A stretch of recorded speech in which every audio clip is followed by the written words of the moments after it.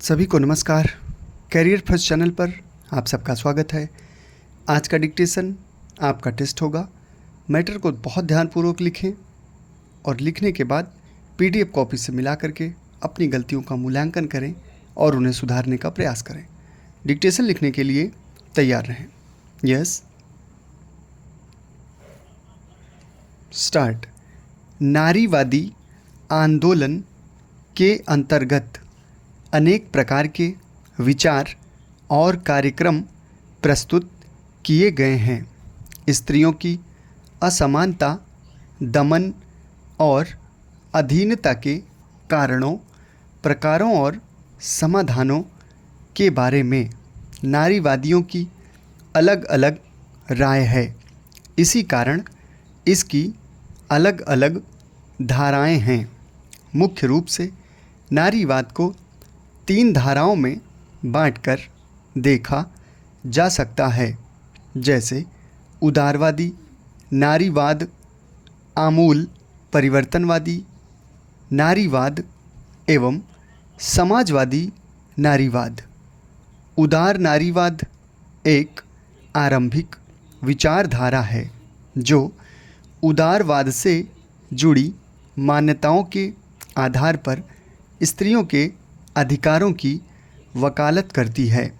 यह विचारधारा क्रांति के विपरीत क्रमिक और कानूनी सुधार का समर्थन करती है। इससे जुड़े विचारक सार्वजनिक क्षेत्र में समानता का समर्थन करते हैं। एक प्रकार से यह सुधारवादी आंदोलन है। आमूल परिवर्तनवादी विचारधारा सामाजिक व्यवस्था की यथास्थिति में आमूल परिवर्तन की मांग करती है। यह विचारधारा निजी जीवन में समानता की समर्थक है। समाजवादी नारीवादी विचारधारा समाजवाद से जुड़ी मान्यताओं को आधार बनाकर महिलाओं के उत्थान का समर्थन करती है।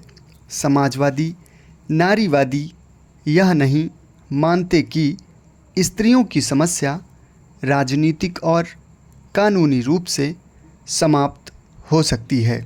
उनके अनुसार स्त्री पुरुष की असमानता का मूल कारण सामाजिक आर्थिक संरचना है, जो एक सामाजिक क्रांति के द्वारा ही समाप्त की जा सकती है। समाजवादी नारीवादी मुख्य रूप से पूंजीवादी व्यवस्था को स्त्रियों के शोषण का कारण मानते हैं।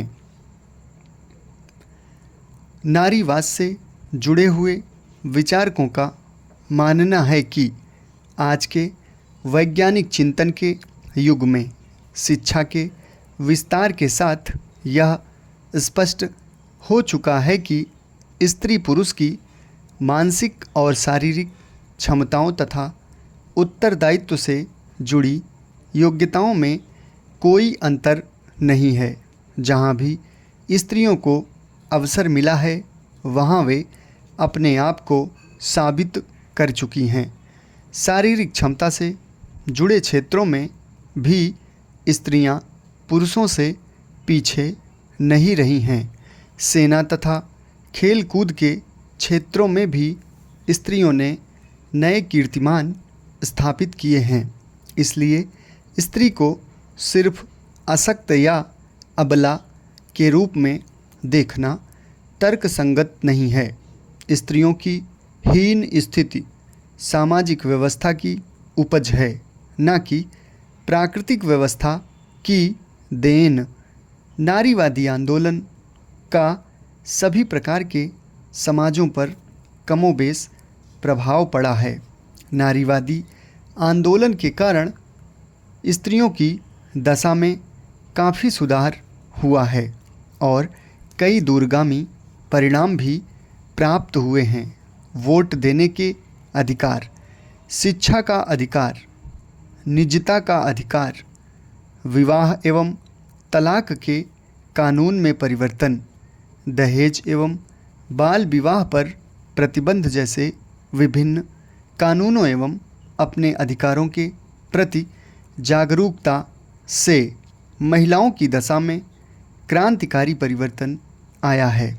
आज भी शासन व्यवस्थाओं, सरकारी एवं गैर सरकारी संगठनों द्वारा महिला सशक्तिकरण के प्रयास क्रमिक रूप से जारी हैं, जिसके सकारात्मक परिणाम हासिल हुए हैं और आगे ढेरों संभावनाएं भी हैं।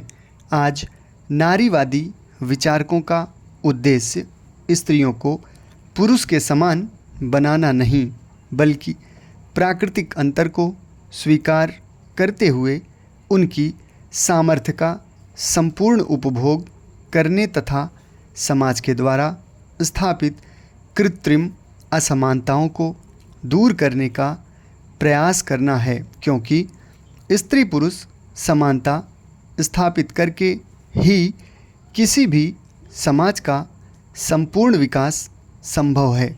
समाप्त। धन्यवाद।